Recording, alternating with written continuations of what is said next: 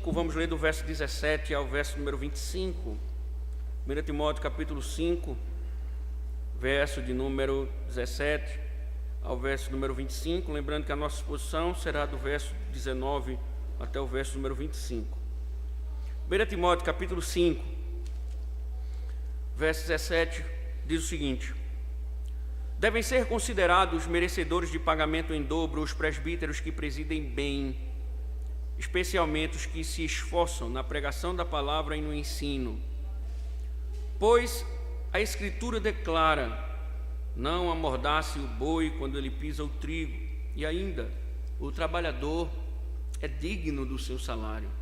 Verso 19: não aceite denúncia contra presbítero, a não ser exclusivamente sob depoimento de 2 ou 3 testemunhas. Quanto aos que vivem no pecado, repreenda-os na presença de todos, para que também os demais temam. Diante de Deus, de Cristo Jesus e dos anjos eleitos, peço com insistência que você guarde estes conselhos, sem discriminação, nada fazendo com espírito de parcialidade. Não tenha pressa para impor as mãos sobre alguém, não seja cúmplice dos pecados dos outros, conserve-se puro. Não beba somente água, beba também um pouco de vinho, por causa do seu estômago e das suas frequentes enfermidades. Os pecados de alguns são notórios, mesmo antes do juízo, mas os de outros só se manifestam mais tarde. Do mesmo modo, também as boas obras se evidenciam, e aquelas que ainda não são manifestas não poderão ficar escondidas. Ó Senhor, que a Tua graça, as Tuas misericórdias, Senhor, nos assistam neste momento que nós ouviremos a exposição da Tua palavra. Seja favorável, Deus, como já te pedimos, ao nosso entendimento, aos nossos corações. Seja favorável, Deus, para compreendermos, ouvirmos, atentarmos e vivermos, Senhor, aquilo que o Senhor tem nos falado. Que a Tua palavra, Deus, unicamente a Tua palavra, possa de fato, Deus, poderosamente operar, ó Deus, desfazer todos os nossos caminhos, Senhor, para a glória do Teu santo nome. Amém. Poder sentar, irmãos. Como devemos tratar os irmãos? O capítulo 5 abre respondendo esta pergunta. A resposta: um homem mais velho, exorte-o como você faria com seu pai, os mais jovens como irmãos, as mulheres mais velhas como mães, e as mais jovens como irmãs, com toda a pureza. E as viúvas, como devem ser tratadas? Nós observamos nas últimas exposições, as verdadeiras viúvas, disse Paulo, devem ser honradas financeiramente. A pergunta então que nós devemos fazer é: e os presbíteros, como devem ser tratados? Paulo deixou claro que os pastores da igreja, os presbíteros que presidem bem, devem ser tratados com dupla honra, respeito e salário, especialmente aqueles que dedicam suas vidas ao ministério da palavra. Essa foi a exposição do nosso último encontro. Mas as palavras de Paulo, como vocês observam, elas não terminaram nesse ponto, no verso 17 e 18. Há uma continuidade na argumentação de Paulo. E ele vai deixar de lado aqueles que presidem bem, que esse era o grande princípio dos primeiros versos. Verso 18 é Paulo mostrar aqueles que presidem bem, que são dignos de respeito, de salário, e também dos que ministram a palavra, que se dedicam. Ele deixa de lado os que presidem bem e agora ele se volta para aqueles que, dentre eles, são maus, são pecadores e merecem repreensão. O texto nos mostra, irmãos, ao que tudo indica, alguns estavam se comportando, líderes da igreja, se comportando de forma pecaminosa. E tudo evidencia que estavam fazendo queixas, denúncias contra esses homens que lideravam a igreja. Entretanto, como as coisas estavam sendo conduzidas, talvez seja o problema. E por isso que Paulo precisa corrigir e ajustar, instruir a igreja como eles devem tratar presbíteros, como eles devem tratar os maus presbíteros. Então, a pergunta que se faz no início do capítulo 5, que permeia o assunto das viúvas, agora continua, mais uma vez, como devemos tratar os presbíteros da igreja, como devemos tratar a liderança da igreja. Paulo já mostrou com dupla honra, mas ele vai mostrar tratar com justiça e imparcialidade. Timóteo deveria tratar não só com dupla honra, mas também com justiça e imparcialidade. E isso nos levará, irmãos, a pensar sobre questões importantes que envolvem a vida da igreja, a liderança da igreja, e que nós não podemos fugir. Então, é necessário que você ouça o que o Espírito diz às igrejas a respeito da instrução paulina aqui a Timóteo. Então, nós estamos vendo, não é nenhuma novidade, que nós estamos vendo desde o início das exposições que um dos problemas da igreja de Éfeso eram os presbíteros delinquentes. Há um problema com a liderança da igreja, com os presbíteros. E o que é que Timóteo está ouvindo de Paulo? Timóteo está ouvindo de Paulo que ele não pode se esquivar do problema, ele tem que tratar esse problema, ele tem que tratar com os presbíteros, ele tem que tratar com a liderança da igreja, ele como pastor não pode se esquivar. Só que Paulo começa a mostrar, a partir do verso 19, um ponto importante. Ele deve tratar, ele deve agir como pastor da igreja, mas ele não pode, a princípio, na orientação de Paulo, agir com injustiça. Veja o verso número 19. Não aceite denúncia contra presbítero, a não ser exclusivamente sob depoimento de 2 ou 3 testemunhas. Quando nós fazemos uma leitura rápida, e talvez seja o caso, essa primeira leitura parece que os líderes negligentes, eles estão sendo privilegiados, que Paulo de alguma forma está querendo proteger os presbíteros, ao dizer, olha, tem que ser 2 ou 3 testemunhas. Mas esse é um olhar equivocado a respeito do texto, porque aqui nós estamos, como observam, aqui nós estamos diante de supostas denúncias que estavam sendo feitas contra os presbíteros. Nesse caso, o que Paulo está querendo exigir da igreja é que se há uma denúncia, que se há uma queixa, o padrão bíblico deve ser aplicado. O padrão bíblico deve ser aplicado.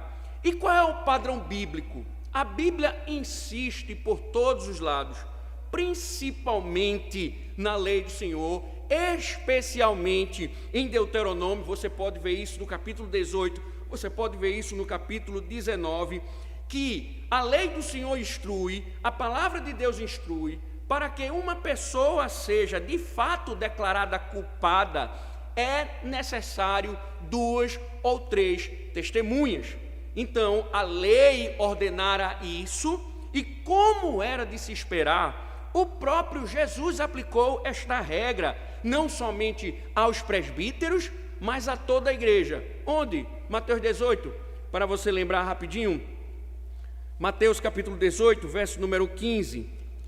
Veja o que diz o Senhor Jesus Cristo, interpretando a lei, aplicando a lei, ensinando o povo, ensinando os seus discípulos na lei.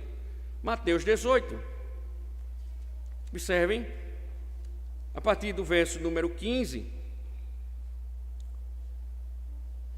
Aqui, o ponto do texto é como você deve tratar o seu irmão em casos de pecado. Ele diz: se o seu irmão pecar contra você, vai e repreenda-o em particular.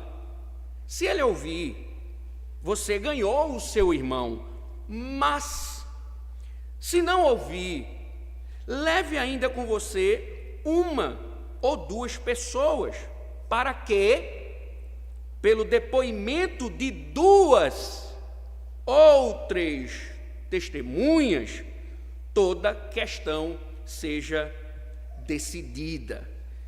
Então, observem que Paulo não está criando nenhuma lei para proteger os presbíteros de denúncia. Na verdade, Paulo está aplicando uma regra geral. E ninguém, inclusive os presbíteros, podem fugir qualquer pessoa. As Escrituras dizem, presbíteros, membros normais, pastores, qualquer pessoa pode ser acusada. Contudo, Paulo está dizendo, são necessárias 2 testemunhas antes que as acusações sejam consideradas. Nós só podemos considerar as acusações se tiver a base de 2 testemunhas. Isso evita, irmãos, aqueles escândalos onde as provas são do tipo: disse-me disse, fulano me disse, cicrano me disse.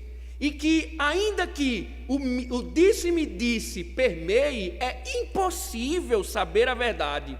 No entanto, isso gera fofocas intermináveis. E parece que Paulo está aqui mostrando que Éfeso vinha sofrendo com isso. Parece que um dos problemas também da igreja era o tal da fofoca. Havia uma fofocagem, né? Porque Paulo já falou das viúvas jovens que tinham esse pecado de fofoca, e agora no tema dos líderes, ele volta a tratar do assunto indiretamente, mostrando que uma acusação, ela só pode ser levada à frente e considerada se tiver o testemunho de 2 ou 3 pessoas. Contudo, irmãos, esse não é um problema específico de Éfeso, mas de muitas igrejas, inclusive a nossa. Eu assim afirmo, pois não é difícil se deparar com pessoas prontas a difamar de forma rápida seus irmãos. Falam, julgam, sentenciam, destroem impiedosamente reputações, vidas inteiras, e é claro que os pastores da igreja, eles não escapam dessas injustiças. Esses linguarudos, eles causam inúmeros problemas, tanto difamando os irmãos, como difamando os líderes da igreja, os presbíteros, os pastores, seja publicamente, seja em particular, pois mesmo que a acusação não seja provada, já manchou-se a reputação deles. Paulo está dizendo, olhando na perspectiva da liderança, que os líderes, isso se aplica a todos, devem ser considerados inocentes até que lhes seja concedida a oportunidade de se defenderem. É preciso o testemunho, é preciso que haja comprovação dos fatos. A igreja não pode viver do disse-me disse, que isso destrói reputações, muitas vezes, de homens justos, de mulheres justas. John Stott observou sabiamente: a observância desse princípio teria silenciado fofoqueiros maliciosos e preservado muitos pastores de críticas injustas e sofrimentos desnecessários. Se a igreja tivesse observado o princípio da lei de Deus, o que Deuteronômio diz, o que o Senhor Jesus Cristo diz, teriam evitado, teriam silenciado muitos fofoqueiros maliciosos, se tivessem aplicado. Mas esse é o problema, sabe, irmãos? Será que Éfeso tinha a consciência do que ordenara a lei do Senhor? Eu penso que sim.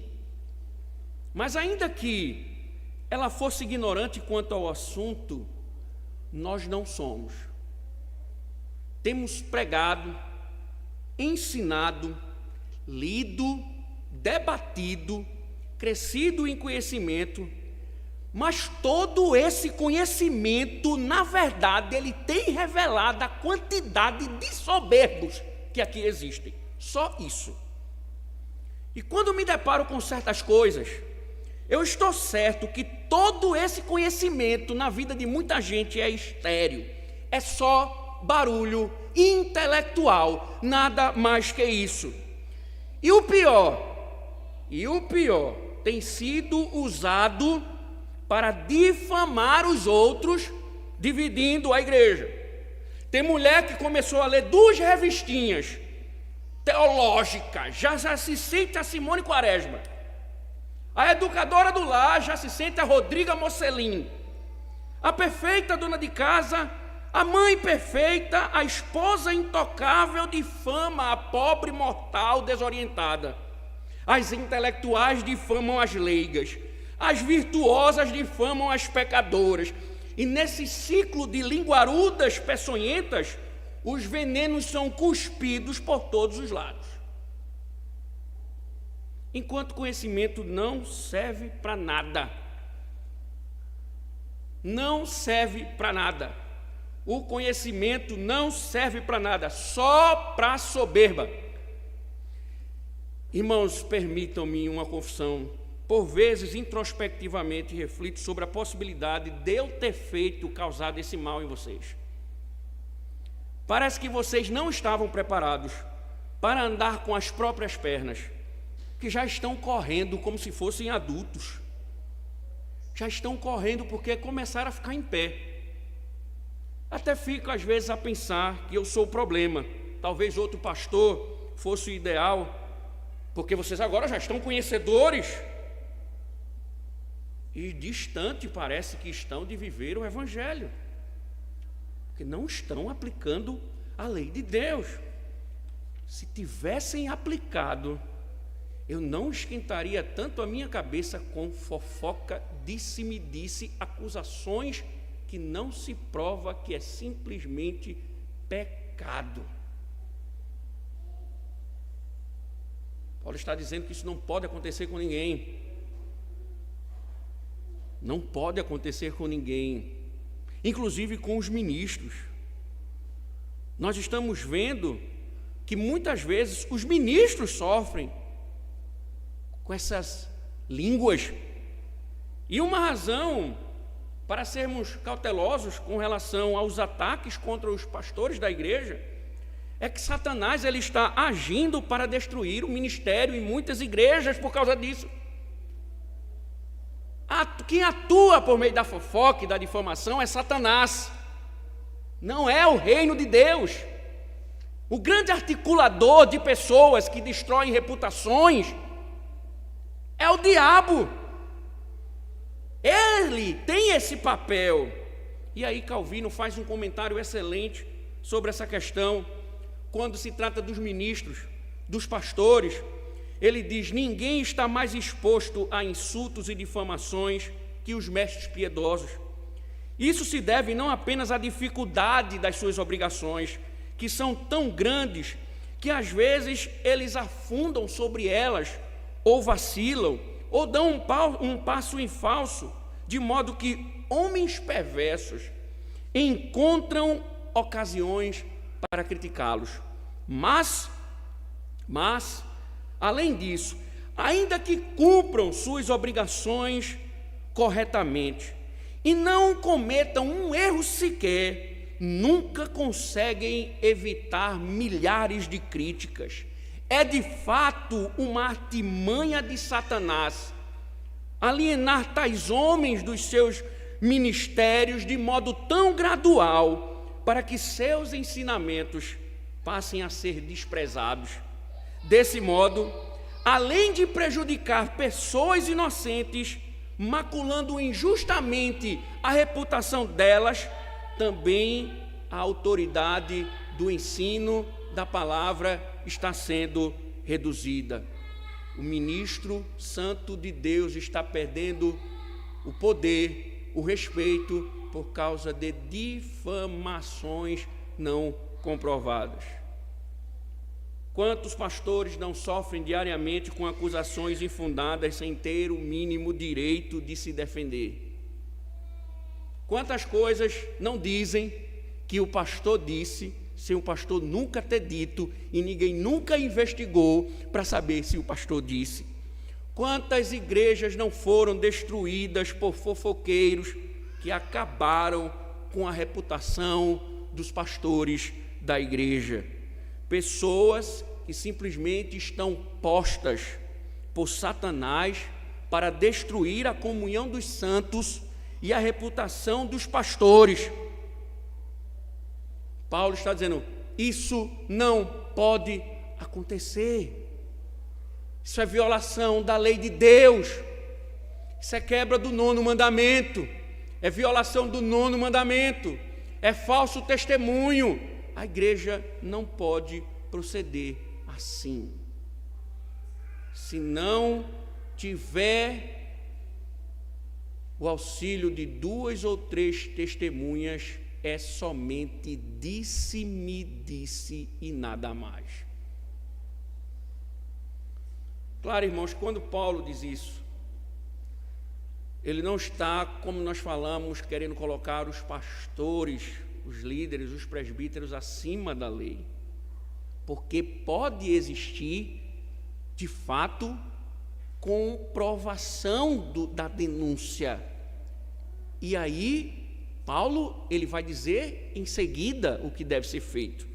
Volte lá para Timóteo, verso número 20. Quanto aos que vivem no pecado, repreenda-os na presença de todos, para que também os demais temam. Tratar com injustiça implica em saber que, se de fato está comprovada a sua transgressão, tratar com justiça, você deve entender aqui o que Paulo está dizendo, se de fato não há provas, não deve ser considerada. Mas tratar com justiça também uma vez provada a transgressão, seu pecado deve ser exposto publicamente. É interessante, irmãos, porque parece que Paulo está piorando a situação dos presbíteros. É como se ele dissesse assim, não, no caso, como é presbítero, vocês exponham os pecados dele publicamente. Timóteo, coloque publicamente os pecados dos presbíteros. De fato, nós devemos considerar, no próprio capítulo 13 de Deuteronômio, você vai observar, a lei ordena isso, que a punição para líderes, ela é diferente.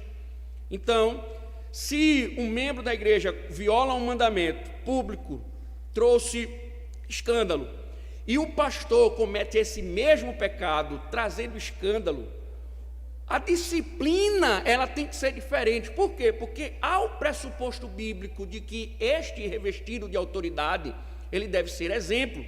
Então a lei ordena que seja uma punição maior do que o membro comum. No entanto, o processo é o mesmo para todos. Então, quando nós olhamos o verso número 20, não devemos imaginar que Paulo está estabelecendo uma nova regra.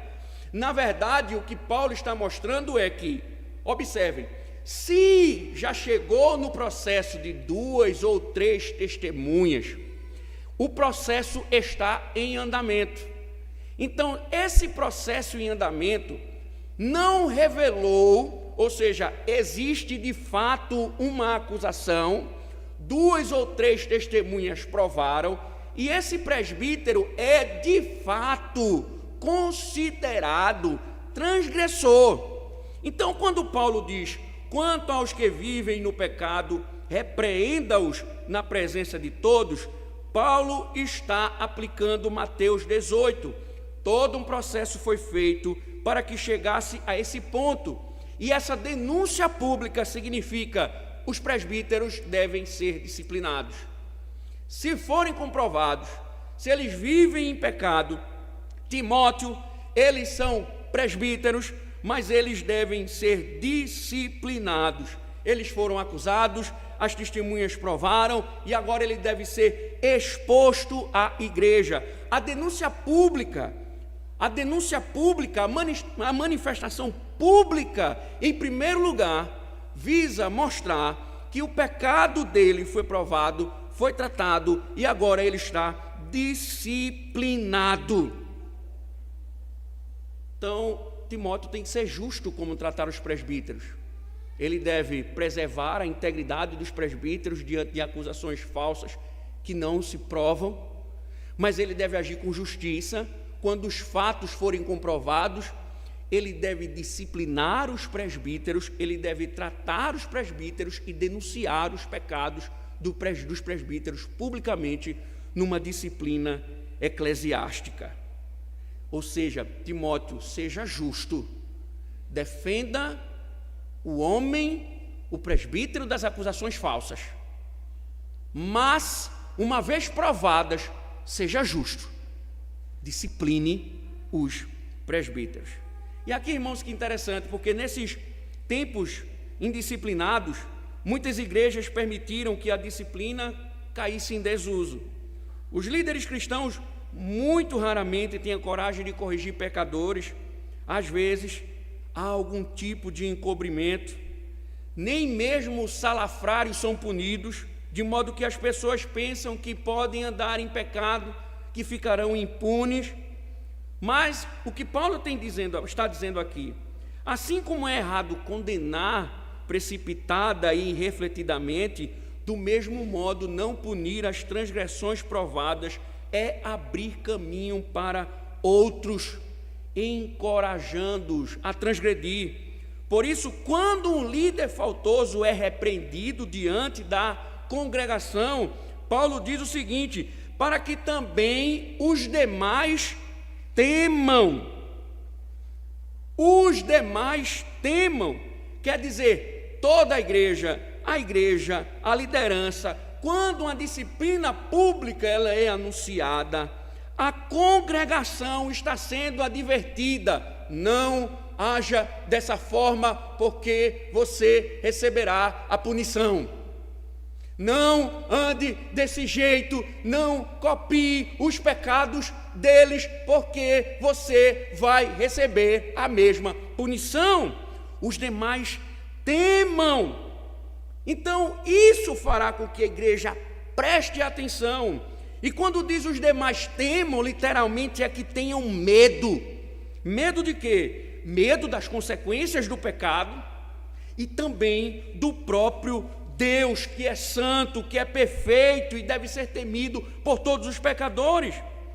Então, irmãos, essa instrução, que é interessante lembrar que o que Paulo está dizendo aqui também está em Deuteronômio capítulo 13.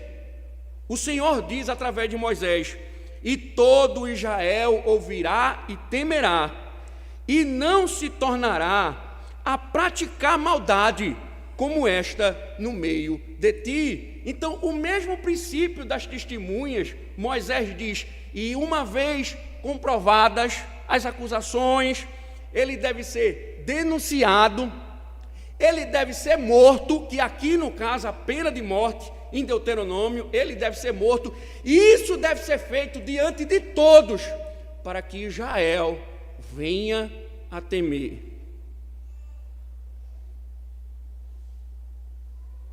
Se é comprovado, disciplina. Se não tem prova, é disse-me disse. Mas se tem, ele deve ser disciplinado. Irmãos, imaginem um cenário tenso que é para Timóteo, porque toda essa dificuldade, toda essa questão, poderia tentar Timóteo a trancar-se no gabinete pastoral e esperar que os problemas fossem resolvidos naturalmente, que os problemas eles sumissem. No entanto, uma das coisas que precisamos encarar é que a perspectiva bíblica é que os problemas da igreja, eles nunca se resolvem por si mesmos. Portanto, como deve tratar os presbíteros? Como deve tratar os presbíteros? Como Timóteo deve fazer isso? Paulo vem dando as orientações. E agora Paulo continua com uma advertência solene diante do que Paulo tem falado, porque Timóteo poderia dizer: não, eu não vou me preocupar com isso, eu vou ser omisso, eu vou deixar a coisa andar, o barco funcionar, eles se entregarem aos pecados, e eu não vou me incomodar com isso. Aí Paulo dá uma advertência solene, verso 21, veja o que Paulo diz: diante de Deus, de Cristo Jesus e dos anjos eleitos, peço com insistência que você guarde estes conselhos, sem discriminação, nada fazendo com espírito de parcialidade. Irmãos, em se tratando da disciplina da igreja, Paulo diz: Timóteo, você deve ser imparcial. Você deve tratar cada caso sem preconceito, sendo cuidadoso para não alimentar uma falsa acusação, ainda que pudessem pensar que ela fosse verdadeira. Por outro lado, Paulo está dizendo a Timóteo: não varra a poeira para debaixo do tapete. Não varra a poeira para debaixo do tapete. Porque o acusado, simplesmente porque o acusado é seu amigo de ministério. Não vá varrer a poeira para debaixo do tapete, porque o acusado, ele é o seu colega, o seu amigo. Paulo está dizendo: não mostre favoritismo, Timóteo. Não mostre. Uma acusação contra um presbítero, ainda que seja seu amigo, ela deve ser julgada com base nos méritos da causa. Você não pode se esquivar disso. E aí Paulo joga Timóteo no canto da parede com esse texto, porque para manter Timóteo com essa consciência, ele vai lembrar que a disciplina ela é realizada perante Deus, Cristo Jesus e os anjos eleitos. Irmãos, esta imagem criada por Paulo, ou revelada por Paulo, é a imagem do julgamento. A imagem de Deus, de Cristo e dos anjos. Jesus usou essa linguagem, Mateus capítulo 25, por exemplo, ele diz: quando vier o Filho do Homem na sua majestade, declarou ele, e todos os anjos com ele, então se assentará no trono da sua glória. No julgamento, ele será totalmente imparcial, porque não há no Senhor, segundo a Crônicas 19:7, o nosso Deus, injustiça, nem parcialidade, nem ele aceita suborno. Deus é verdadeiramente justo, portanto, no julgamento final, dará a cada pessoa exatamente o que ela merece. Então, Timóteo, os pastores não podem ser diferentes. Se Deus fará perfeita justiça ao final da história, então essa justiça deve ser feita no presente. Sempre que houver necessidade de julgamento, Timóteo, faça isso, porque você está diante de Deus, está diante dos céus. O Senhor está vendo a forma como você procede. Você vai prestar contas diante de Deus e não diante dos homens. Paulo sempre dá essa encostada na parede, conjuro-te perante Deus. Lá no 2ª epístola, Paulo vai dizer: prega a palavra, porque Deus vai cobrar de você. E aqui ele está dizendo: não haja com imparcialidade ou com parcialidade, porque você vai ser julgado por Deus, você vai prestar contas diante de Deus. Sabe, irmãos, um dos grandes problemas da liderança da igreja é que ela tem certos relacionamentos com os membros e outros líderes, e a amizade pesa mais do que o ofício. A amizade pesa mais do que o ofício. Pesa mais sobre os ombros, porque fulano é meu amigo, do que fulano é ovelha de Cristo. E por vezes esse relacionamento fraterno permite que os pecados sejam jogados debaixo do tapete e não sejam tratados, porque fulano, ciclano, cicrana são amigos. As pessoas continuam se perdendo em seus pecados, mas não são confrontadas, porque são amigos. Isso não é uma postura bíblica. O que Paulo está dizendo é: não pode ser tratado com parcialidade. Eles devem ser tratados assim. Por que, Timóteo? Porque você vai prestar contas diante de Deus. Não se esqueça disso.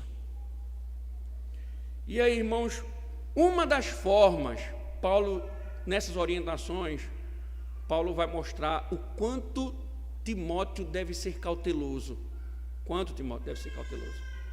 E este é um assunto sério, porque Paulo mostra que Timóteo deve atentar e ter cuidado. Veja o verso número 22. Não tenha pressa para impor as mãos sobre alguém, não seja cúmplice dos pecados dos outros, conserve-se puro. Irmãos, vocês já estão cientes que no Novo Testamento esse impor as mãos se refere à ordenação, como alguém que está sendo ordenado ao presbiterato, ao pastorado. Você vai ver que o Espírito Santo, ele é visto dedicando homens para o pastorado, e o símbolo do presbitério, da igreja, dos pastores, na imposição de mãos, é o símbolo dessa ordenação. Paulo está dizendo: Timóteo, diante do que você está ouvindo, que é possível que homens pervertidos, que homens que de fato vivem em pecado, homens que estão muitas vezes liderando a igreja, no conselho da igreja, tome cuidado, Timóteo, para você não impor as mãos precipitadamente. Não considere a ordenação de forma leviana. Timóteo, isso é sério, não coloque, não ordene quem não tem chamado para isso. Porque se a igreja não tem cautela quanto a quem é ordenado, é possível ter um problema em suas mãos, e era exatamente o que Timóteo tinha em Éfeso: homens maus liderando a igreja, sendo acusados, as acusações sendo provadas, e Timóteo tendo que disciplinar os líderes da igreja. Então, um dos melhores modos de evitar um escândalo na igreja é ser cuidadoso com relação a quem ordenamos. É interessante, irmãos, porque se você olhar a Igreja Presbiteriana do Brasil, os procedimentos para a ordenação de presbíteros docentes, por exemplo, na Igreja Presbiteriana, você vê como é difícil. Primeiro, o cara tem que se tornar membro da igreja. Segundo, ele tem que ter 3 anos de membresia dentro da igreja. Depois de 3 anos, ele é avaliado pelos presbíteros. Se aprovado e testificado os dons, ele começa a trabalhar na igreja. Quando ele começa a trabalhar na igreja, se esses dons forem provados, ele é enviado para o seminário.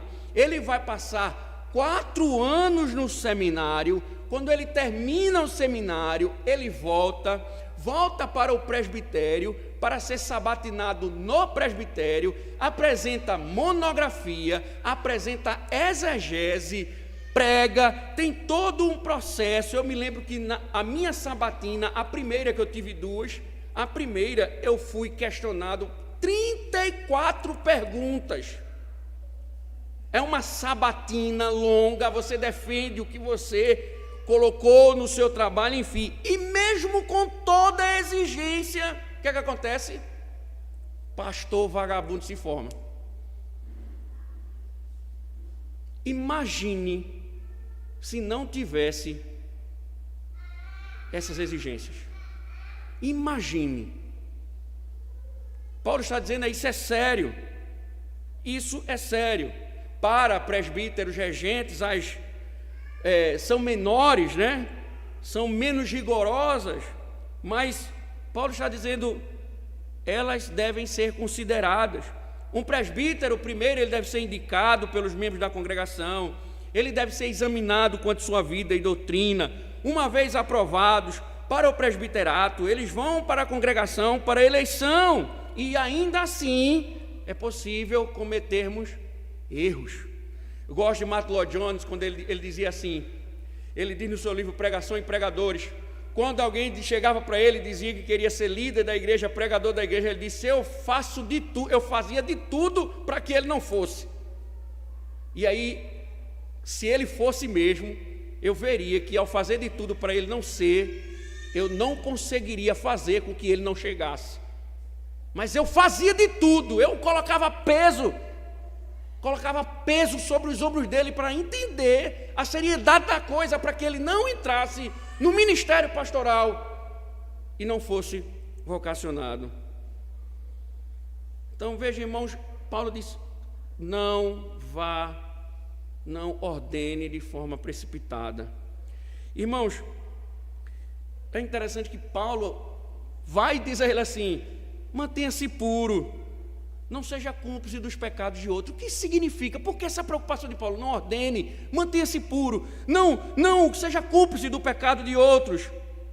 Sabe, irmãos, quando nós dizemos assim, quem toma a ceia indignamente profana o sacramento do Senhor, mas quem dá a ceia ao indigno, que sabe que ele está vivendo em pecado, que sabe que o testemunho dele público não é um testemunho de um cristão, e ele dá a Santa Ceia ao profano, ele profana também o sacramento. Sabe o que é que Paulo está dizendo aqui? Timóteo, preste atenção, porque se um presbítero ordenado por você cair em pecado escandaloso, isso vai refletir no seu ministério. Você será implicado no escândalo dele. Portanto, a melhor maneira de limpar as suas mãos é se recusar a impor as mãos em homens não qualificados para se tornarem presbíteros. A responsabilidade vai ser sua, Timóteo. Se você ordenar quem não foi chamado, a responsabilidade vai cair sobre os seus ombros. Isso nos mostra, irmãos, e principalmente aos presbíteros da igreja, que se nós ficarmos aqui mais 5 anos, ano que vem teremos eleições para presbíteros e diáconos, nós devemos entender a responsabilidade de não ordenarmos, de não indicarmos pessoas que não são vocacionadas, e nós não podemos permitir isso, porque Deus vai julgar o conselho desta igreja pela imprudência. Nós seremos responsáveis se homens não qualificados receberem posição de nossas mãos. Paulo está dizendo, não cometa esse erro pelo princípio anterior. Você vai se apresentar diante de Deus. Irmãos, que tensão, né? Imaginem, eu não sei, permita uma piada, eu não sei qual é o pior, a igreja de Éfeso, a tensão da igreja de Éfeso ou a tensão de Parque Dourado. Porque, imagine, ele foi designado por Paulo, imagine, irmão, o problema, né? Foi designado por Paulo para a igreja de Éfeso, os problemas já estavam, ele tem que tratar os problemas, tem que resolver os problemas, e nós já vimos que Timóteo era doente. Timóteo era uma pessoa doente, né? Jovem, mas doente. Paulo dá uma pausa, é interessante que ele dá uma pausa no seu argumento e dá a seguinte orientação ao ministro, veja o verso 23. Não beba somente água, beba também um pouco de vinho, por causa do seu estômago e das suas frequentes enfermidades. Primeiro, com todo o malabarismo exegético que existe por aí do pentecostalismo, a palavra aqui é vinho mesmo, tem álcool, não é suco de uva não é dole, não é nada, é vinho mesmo, é vinho, que embriaga. Só que essa ordem de Paulo não é, Timóteo, a coisa tá difícil, enche a cara de cana, toma todas que tu relaxa e fica tranquilo. Não, o que Paulo está dizendo aqui, o vinho ele era usado de forma medicinal para tratar, não sei se vocês conhecem, mas eu tenho amigos que eu tenho um amigo, diácono da igreja, que ele foi curado de gastrite crônica, de uma gastrite crônica severa, com vinho. Um médico indicou a ele, tome uma taça de vinho antes do almoço, um dedo de vinho antes do almoço todos os dias. Ele não teve mais crises estomacais desde quando adquiriu essa prática orientada pelo médico. Timóteo tem um problema estomacal. Os problemas estomacais, eles geralmente são oriundos de nervosismo, estresse, né? Paulo diz, Timóteo, tome um vinhozinho por causa das tuas frequentes enfermidades, por causa do teu estômago. Irmãos, tem muita gente que pensa que o ministério pastoral é maravilha, é sombra e água fresca. Irmãos, é uma tensão emocional que vocês nem imaginam. você já acorda com um turbilhão de coisas na sua cabeça. Tem dia que eu acordo, eu vou olhar logo o WhatsApp para ver se ninguém matou ninguém da noite para o dia amanhecer. É uma tensão, você tem que resolver as coisas, você não pode se esquivar, o pecado está dentro de você tem que tratar. Você se pergunta, como é que você vai tratar? E tem que conversar com o irmão fulano, tem que conversar com a irmã ciclana, tem que tratar o pecado de fulano, tem que exortar. Imagine a tensão que é o ministério pastoral. Imagine a tensão em Timóteo, disciplinar os presbíteros da igreja. Aí imaginou, disciplinar os presbíteros da igreja, a tensão que isso seria. Imagine a tensão para a igreja, porque uma disciplina de um líder afeta toda a igreja. Mas Timóteo tinha que ir. Paulo está dizendo, cuide da sua saúde, Timóteo, porque senão você vai morrer jovem.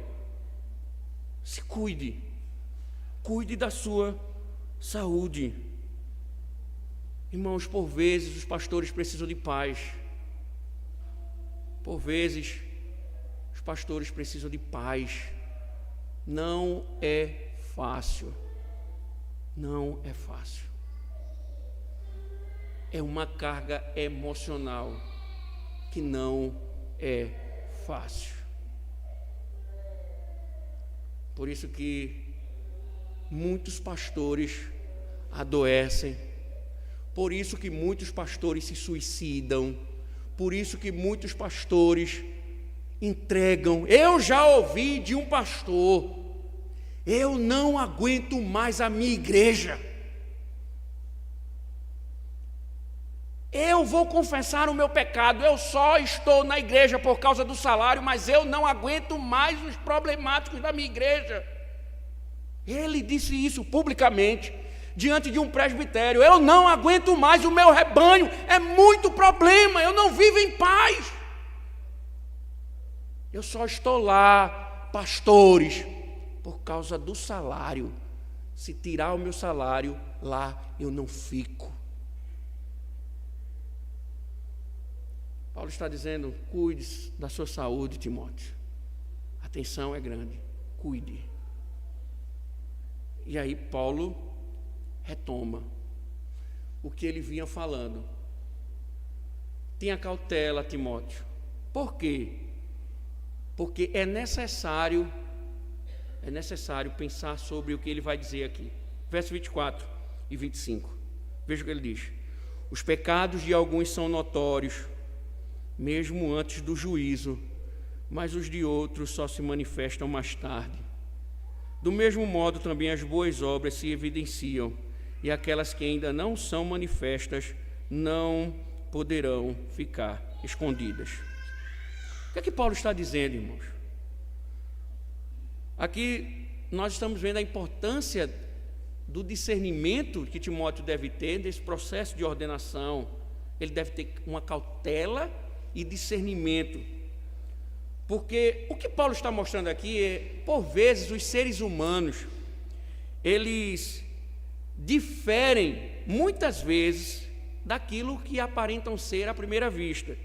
Inicialmente, pode ser que pareçam ser melhores ou piores do que realmente são, pois tanto podem ser seus pontos positivos, como seus pontos negativos, os que estejam em evidência em um dado momento. Então Paulo está dizendo, espere um tempo para você descobrir quem verdadeiramente é aquele candidato, quem realmente é aquela pessoa. E ele diz, por quê? Porque alguns pecados são evidentes. Algumas pessoas, elas são tão depravadas, tão declaradamente depravadas, que os pecados delas podem ser vistos claramente, e antes do juízo já podem ser julgados.